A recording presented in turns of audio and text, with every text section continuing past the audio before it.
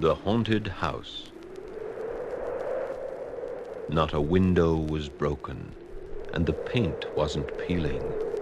Not a porch step sagged, yet there was a feeling that beyond the door and into the hall, this was the house of no one at all. No one who breathed, nor laughed, nor ate, nor said I love, nor said I hate. Yet something walked along the stair, something that was and wasn't there. And that is why weeds on the path grow high, and even the moon races fearfully by. For something walks along the stair, something that is and isn't there.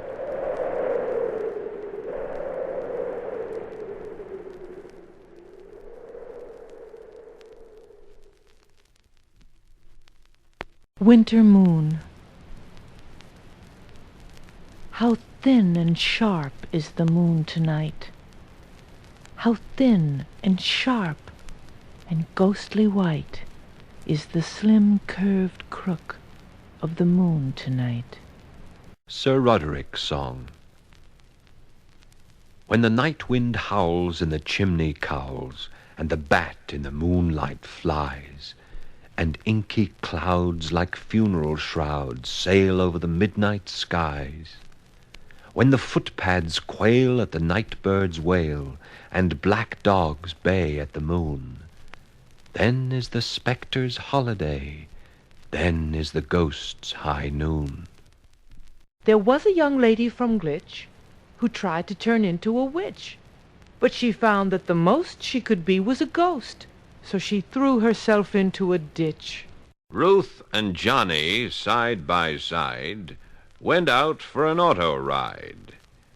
They hit a bump, Ruth hit a tree, and John kept going, ruthlessly. A skeleton once in Khartoum asked a spirit up into his room. They spent the whole night in the eeriest fight as to which should be frightened of whom. It isn't the cough that carries you off. It's the coffin they carry you off in. The Bat. By day, the bat is cousin to the mouse. He likes the attic of an aging house. His fingers make a hat about his head. His pulse beat is so slow, we think him dead. He loops in crazy figures half the night among the trees that face the corner light. But when he brushes up against a screen, we are afraid of what our eyes have seen. For something is amiss or out of place when mice with wings can wear a human face. The Velvet Ribbon. A story.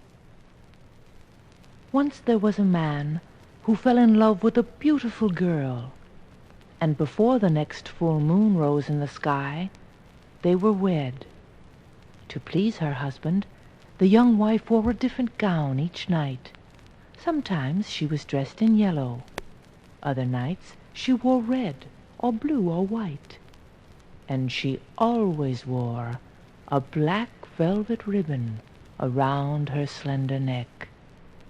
Day and night she wore that ribbon, and it was not long before her husband's curiosity got the better of him.